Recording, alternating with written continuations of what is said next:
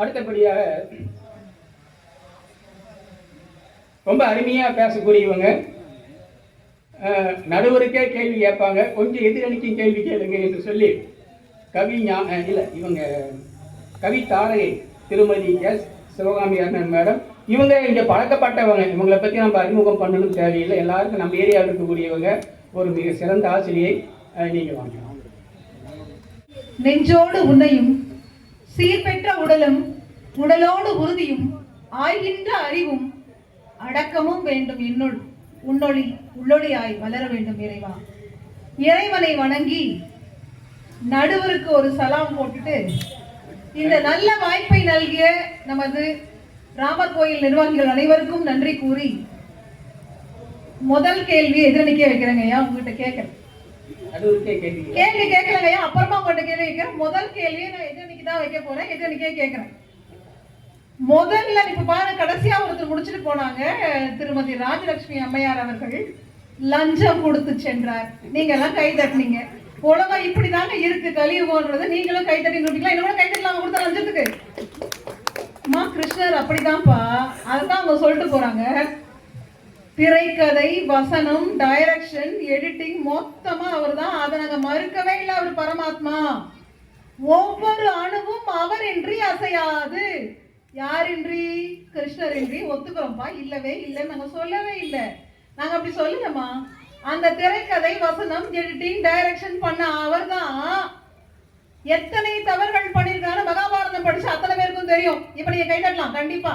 ஏன்னா அவர் எத்தனை தவறுகள் பண்ணியிருக்கிறார் என்று தெரியும். அதுக்கான சொன்ன காரணம் என்னவென்றால், எல்லாம் விதிப்படி விதிப்பயன்தான் படிதான் நடக்கும். பகவத்கீதை சொல்லிக்கிட்டே எல்லாமே நான் தான் இயங்குகிறேன் உன்னுள். உலகத்தில் அத்தனை உயிரிலும் அணுவிலும் எல்லா இடத்துல நான் தான் இயங்குறேன். நான் தான் பரமாத்மா. தப்பு செய்யறவும் நான் தான், தண்டனை கொடுக்கறவும் நான் தான், தண்டனை வாங்குறவும் நான் தான், அத்தனை பேரும் நான் தான். அதை தான் அவங்க சொன்னாங்க. அதை நாங்க மறுக்கவே இல்லையே. அவர் தானே டைரக்ஷன். ஏன்னா ஒருத்தர் படம் பார்த்துருக்காரு வச்சுக்கோங்களேன், படம் பார்த்து ஆல்ரெடி படம் பார்த்துட்டாரு ஒருத்தர். அவர் பக்கத்துல போய் வந்து படம் பார்க்க முடியுமா இல்லையா நீங்க தான் சொல்லணும் எனக்கு. அடுத்த பாரு அந்த சீன் வரும் பாத்தியா, அவன் இப்படி வசனம் பேசுவான், இங்க பாருங்க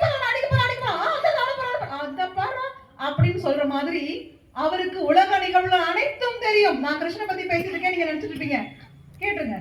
உலக நிகழ்வுகள் அனைத்தும் தெரியும், அடுத்து நடக்க போறது தெரியும், எல்லாம் தெரியும். சூதுலையே வரல, நான் முன்னாடி உட்கார்ந்து இந்த மாதிரி நிறைய பாயிண்ட் அவங்க வச்சாங்க, நாங்க ஒத்துக்கிறோம். அவருக்கு அடுத்து நடக்க போறது தெரிஞ்சது. அவர் ஏப்பா வர போறாரு? போர் நடக்க போகுது, பஞ்சபாண்டவர்கள் தான் வெற்றி வர போறாங்க, இந்த நாட்டை வந்து கடைசியில பரதம் தான் ஆள போறாங்கிற வரைக்கும் எல்லாமே அவருக்கு தெரியும். அப்புறம் ஏப்பா அவர் முன்னாடி வர போறாரு? அவர் வெயிட் பண்றாரு. உங்க விதிப்படி என்னால நடந்துக்கு நான் கூட துணை இருக்கிறேன். கர்ணனை கொண்டது அவ்வளவு அழகா சொன்னாங்க. அதாவது அவர் உயிர் போக துடித்து கொண்டிருக்கிறதா, அந்த துடித்து கொண்டிருக்கிற அந்த உயிரை போக வேண்டிய வழியை போக வேண்டியதான் கிருஷ்ணன் வந்து எல்லா.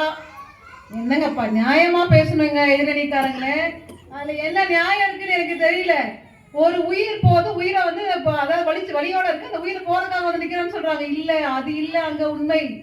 அர்ஜுனன் காக்கப்பட வேண்டும், அர்ஜுனன் காக்கப்பட்டாதான் பாரத போர் பாண்டவர்கள் சார்பாக முடியும். இதுதாங்க அங்கதாங்க அதான் கருவே.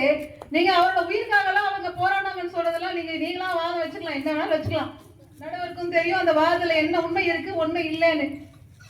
கர்ணனை முதல்லயே கொண்டுட்டாரு அவரு, பின்னாடி கொள்ளணும் என்ன அவசியம் இல்லையே. அவரு அண்ணன் தம்பிகள் யாருன்னு தெரியும், அம்மா யாருன்னு தெரியும், அவர் குலம் யாருன்னு தெரியும், கோத்திரம் யாருன்னு தெரியும், எல்லாமே தெரியும். கர்ணனை முதலில் கொண்டவர் கிருஷ்ணர் தான், கொலையாளி தான். அவர் மட்டுமா அபிமன்யை விட்டு வச்சாரு? அவரு சக்கர வியூகமா உள்ள போறதை கத்து கொடுப்பாராம். தன்னுடைய தங்கை மகன் உள்ள போறதை கத்து கொடுப்பாராம், வெளில வரதை கத்து கொடுக்க மாட்டாராம். ஏன்பா? ஏனென்றால் அவர் திருப்பியும் சொல்வார், விதிப்படிதான் நடக்கும், எல்லாம் விதிப்படிதான். அந்த விதிப்படிதான், அந்த விதியை தாங்கி இந்த மண்ணில் மனிதனாக, நல்ல மகனாக, சகோதரனாக, நண்பனாக, கணவனாக, அரசனாக, மனிதனாக வாழ்ந்தவர் ராமர். அந்த விதியை தாங்கி வாழ்ந்தவர். ராமாவதாரத்தில் கிருஷ்ணர் இருந்திருந்தால் இந்த வார்த்தையை தான் சொல்லியிருப்பார். எப்போ? சீதை தீ குளிக்கும் போது. சீதை தீ குளிச்சாரு, அது ராமருக்கு இழுக்கு. வாலியை வதம் பட்டாங்க, அது ராமருக்கு இழுக்கு. காலத்துக்கு அனுப்பிச்சாங்க எல்லாம் சொல்லுவாங்க. அடுத்த வர ராஜேந்திரன் ஐயா காத்துட்டு இருக்காரு, இதெல்லாம் சொல்லுவார். இந்த 3 பாயிண்ட் வைப்பார் ராமர் மேல எல்லாரும் வைக்கிற குற்றச்சாட்டு. வாலி வதம், சீதை தீ குளித்தார், சீதையை கானகம் நிறைவாத கற்பனையோடு அனுப்பினார். இந்த மூணையும் ராமர் மேல் வைக்கிற குற்றச்சாட்டு. ராமாவதாரத்தில் கிருஷ்ணர் இருந்திருந்தால், உங்கள் கிருஷ்ணர் இருந்திருந்தால், இத்தனை லீலைகளையும் பண்ணின அந்த கிருஷ்ணர் இருந்திருந்தால், அப்பா எல்லாம் விதிப்படிதான் நடக்கும்பா, அவர் மனிதர்ப்பா, ராமர் நடந்துட்டு போட்டுப்பா அப்படின்னு வேடிக்கை தான் பார்ப்பார். அதற்கான எந்த அடியும் அவரும் எடுத்து வைத்திருக்க மாட்டார். கிருஷ்ணா அவதாரமாகிய கிருஷ்ணர் கூட எடுத்து வைத்திருக்க மாட்டார். ராமர் மனிதனாக வாழ்ந்தெல்லாம் என்னங்க சிறப்பு? நீங்க சொல்லுங்கப்பா. எல்லாம் கிருஷ்ணருக்கு எல்லாம் நடக்க போற அத்தனை நிகழ்வுகளும் தெரியும். அவர் எப்படி ரியல் லைஃப்ல ஒரு மனிதனா வாழ்ந்தாரு, ரொம்ப சீரியஸான கிங் அவர். ஆனா நம்ம கிருஷ்ணர் அப்படிப்பட்டவர் இல்ல, ஃபுல்லா பண்போடு தான். யாப்பவும் பார்ட்டி, ஆட்டம் பாட்டம் கொண்டாட்டம் ஜாலி. ஏன் அவர் சொன்னாங்க ஒரு மனைவியை வச்சு காப்பாற்ற முடியல, 1000 மனைவிகளை கூட வச்சாங்க. ஏன்பா அவருக்கு அதாமா வேலைங்க. அவருக்கு தான் அவர் நடக்க போற நிகழ்வுகள் எல்லாம் தெரியுமே. அப்புறம் எதுக்கு அவர் கவலைப்படணும்? அதான் ஜாலியா இருந்தாரு, எல்லா மனைவிகளையும் காப்பாத்தினாரு. உண்மைதான். கிருஷ்ணா போட மாப்பிள்ள வேணுமா, ராமனா போ என்னங்க அவங்க சொன்னாங்க. நடுவரோட மனைவி உட்காந்துருக்காங்க. இவரை கிருஷ்ணா பாக்குறாங்க. பகீர் அந்த அம்மா முகத்துல ஒரு வழி அப்படியே குறைஞ்சு நான் பார்த்தேன். ஐயோ கிருஷ்ணா போலையா, என் கணவரா? இல்லங்க எனக்கே ஒரு மாதிரி அப்படிதான் இருந்தது. அந்த பகீர சொல்லிச்சு, கிருஷ்ணர் போற மாப்பிள்ள எல்லாம் யாருக்கும் தேவையில்லைமா, வில்லன். நாங்க யார் அவங்களே சொல்லிட்டாங்க கிருஷ்ணர் போன வில்லன்னு. வில்லன் நீங்க நாங்க தான் ஆல்ரெடி சொல்லிருக்கோம், வில்லாளன் என்பவர் வில்லன் அந்த ராமன் தான் சொல்லிட்டோம். திருப்பி மாப்பிள்ளைகளை பத்தி பேச வேண்டிய அவசியம் இல்ல. அவர் நல்ல மகனாக இருந்ததற்கு நிறைய சான்றுகள் இருக்கு. அதுல ஒண்ணு அழகா சொல்லிட்டு போலாம். அதை தவிர கம்பன் முதல்லயே சொல்வார், அதாவது இந்த கடவுள் வாழ்த்திலேயே ஒண்ணு சொல்வார். கூணும் சிறிய தாயும் குடும்ப இழப்ப கோல் துறந்து கானகமும் கடலும் கடந்து இம்மையோர் இடுக்கன் தகர்த்த கழல் வேந்தன். அவர் ராமாயணத்தை சுருக்கமா முதல்ல கடவுள் வாழ்த்திலேயே சொல்லக்கூடிய அந்த பாடல். கூணியும் சிறிய கோத்தாயும் கொடுமை இழப்ப. யார் இந்த சிறிய தாய்னா நம்மளுடைய கைகேயி ஒரு வரம் வாங்கிட்டு வந்திருக்காங்க தசரதன் கிட்ட இருந்து. என்னன்னு, ராமர் முடி சூடக்கூடாது. எப்போ இந்த கிளைமேட் இந்த விஷயம் எப்ப நடக்குதுன்னா, நாளைக்கு ராம பட்டாபிஷேகம் நடக்க போது ஊரே கோலாகலமா அவ்வளவு சந்தோஷமா அத்தனை பேர் முகத்திலையும் சந்தோஷமும் மகிழ்ச்சியும் தாண்டாமாடுகிற அந்த நேரத்துல ராமரும் நாம தான் பட்டாபிஷேகம் நடக்க போது, நம்மளும் அரசனாக போறோம்னு மனசளவுல தயார் பண்ணியிருக்கிற அந்த இடத்துல அவருடைய மனைவியும் மற்ற சுத்தி இருக்க உறவினர்களும் உற்றார்களும் நண்பர்களும் சந்தோஷமா குதித்தாடுற அந்த நேரத்துல தனியா கூப்பிட்டு கைகி சொல்றாங்க. என்ன சொல்றாங்க? ஆழிசூர் உலகமெல்லாம் பரதனை ஆட நீ தாழிரு சடைகள் தாங்கி காணத்துல போயிடு, 14 வருஷம் போயிடு.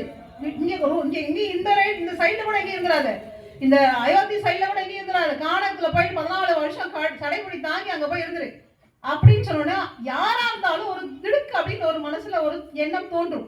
யாரா இருந்தாலும் எந்த மனிதனாக இருந்தாலும் நான் உட்பட நீங்கள் உட்பட ஒத்துக்கொண்டுதான் நான் இப்ப கை தட்டாம ஒத்துக்கீங்க செய்வீங்க.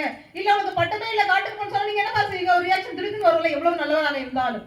ஆனால் எங்க ராமர் அப்படி முகம் சுளிக்கவே இல்லை. செந்தாமரை அழன்ற முகத்தோடு, சரிங்கம்மா யார் சொன்னா என்ன, நீங்க சொன்னா என்ன, தந்தை சொன்னா என்னன்னு போடாரு.